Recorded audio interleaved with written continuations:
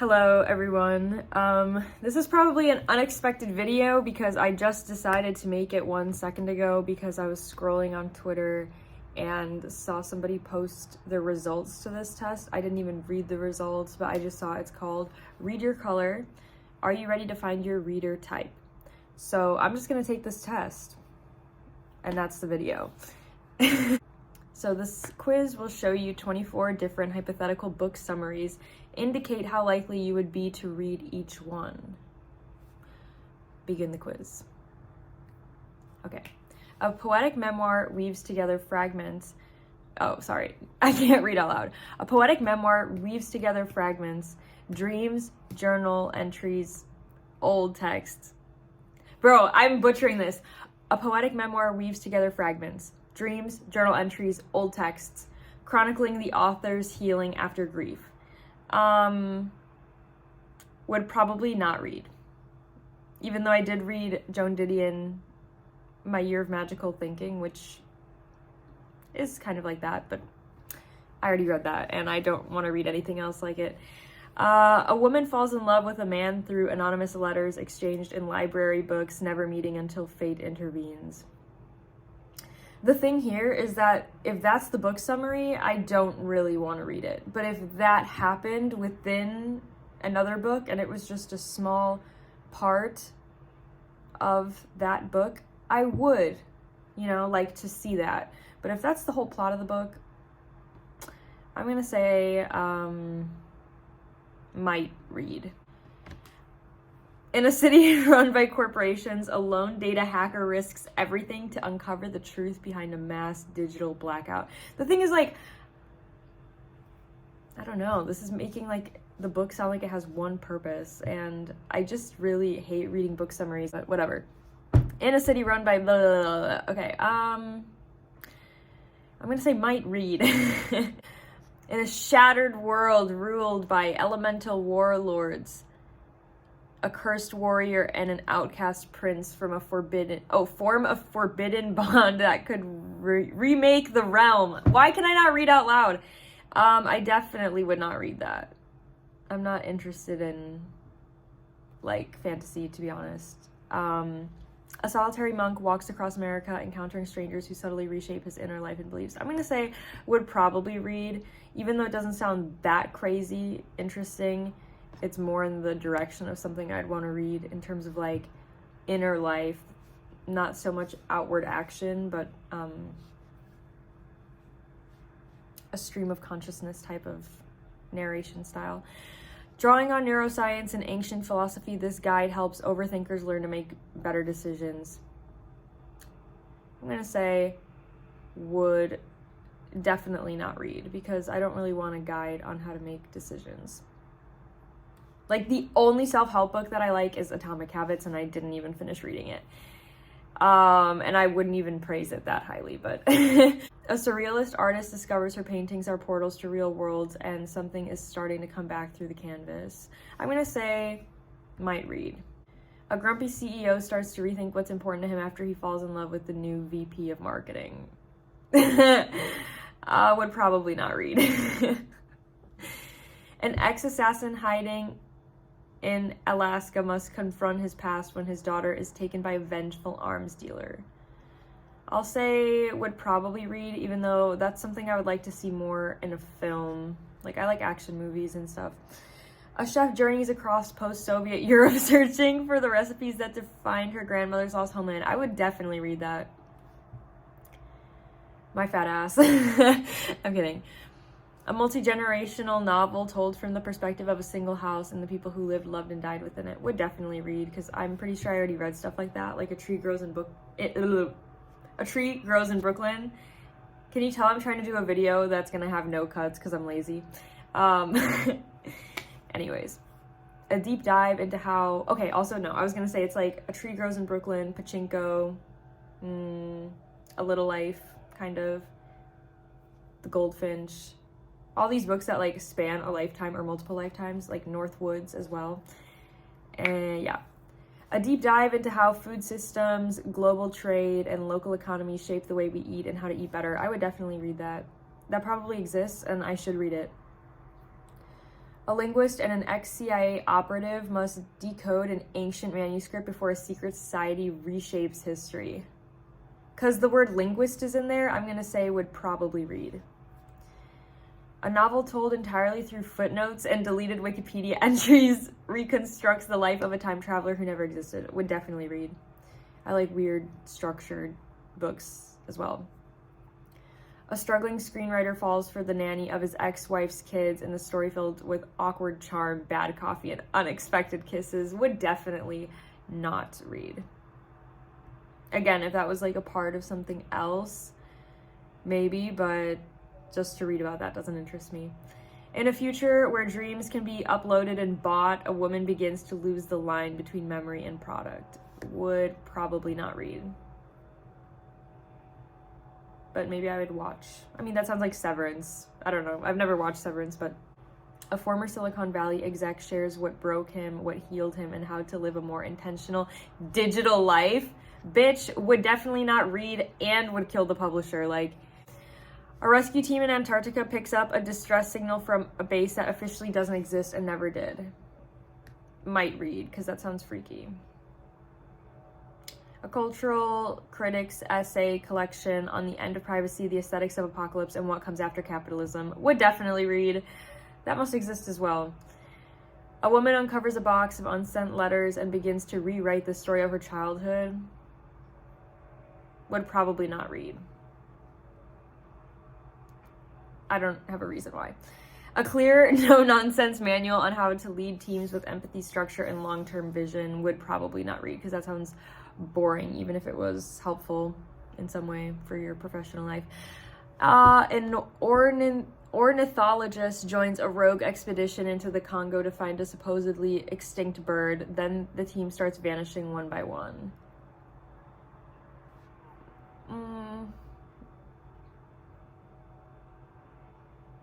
Might read. In an alternate 1800s, a woman disguises herself as a man to join a pirate crew in search of a mythical island said to grant second lives. Would definitely not read. A box of mementos hidden by her late husband sends a young widow on a cross-country road trip through memory and mourning. Would definitely not read.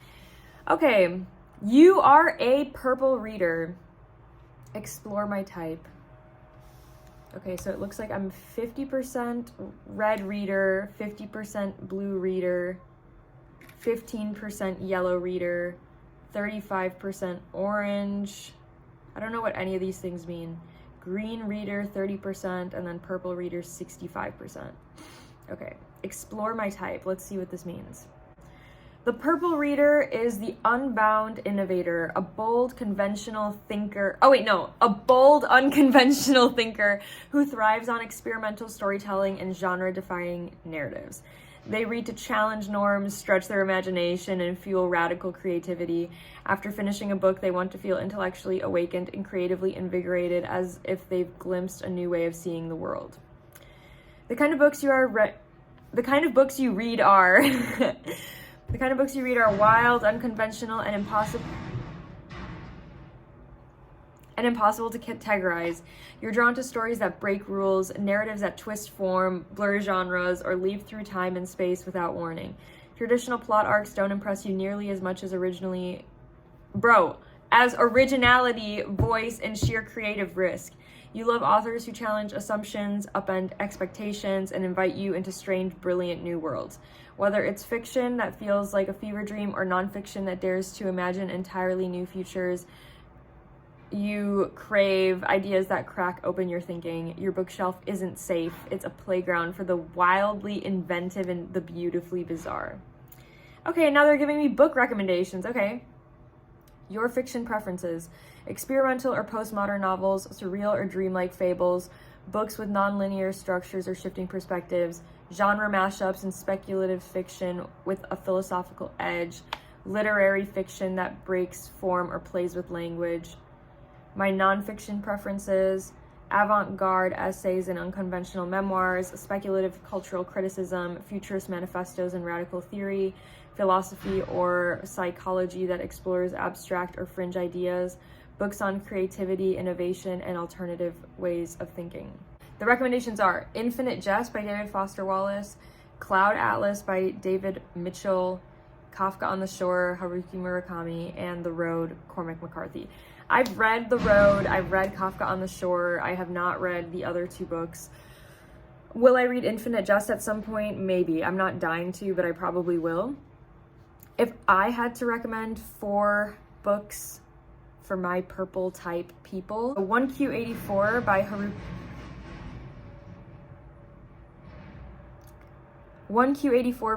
Murakami. I'm gonna say The Aesthetics of Resistance, Volume 1 and 2. That'll count as 1. By Peter Weiss. So, In Cold Blood by Truman Capote. And The Blizzard by Vladimir Sorokin. Those are gonna be my 4 recommendations because, The Aesthetics of Resistance, I actually haven't started it, but I know that it fits this, and I feel like I'm going to enjoy it. Fuck, no, wait, I'm like, wait, no. I'm gonna say Aesthetics of Resistance, The Blizzard by Vladimir Sorokin, 1Q84 by Haruki Murakami, and I gotta go with Lunar Park by Bret Easton Ellis. Okay, I could just recommend 5, it's fine. I'm so sorry about all this noise, like what the fuck? I'm choosing The Aesthetics of Resistance. I'm pulling up the description of it. It's a German language novel, and it was written over a 10-year period. I'm now reading the Wikipedia page because I haven't read it, and it dramatizes the anti-fascist resistance and the rise and fall of proletarian political parties in Europe. It's an unnamed narrator and his peers, 16 and 17-year-old working class students seeking ways to express their hatred for the Nazi regime, and they meet in art museums, galleries, and their discussions explore the affinity between political resistance and art.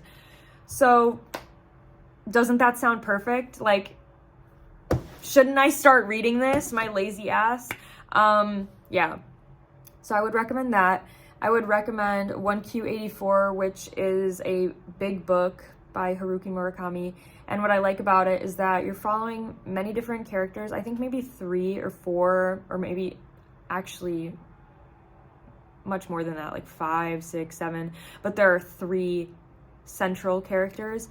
And basically this woman, some way, somehow, through also the power of this classical music piece that's playing, finds herself descending into an alternate universe version of Tokyo that she calls 1Q84, and she starts noticing all these discrepancies in the day-to-day life, and she sees that she's somewhere different and that things are very strange, and there's something pulling her towards the other narrator, and there are just parts that are kind of mystical, supernatural, otherworldly, and the structure of it is what makes it really great. Like, honestly, it was really enjoyable for me to read. And even though I'm not the biggest Murakami fan, I always hype this book. I know some people hate it, but I am not one of those people. So that's my second recommendation. And then my third is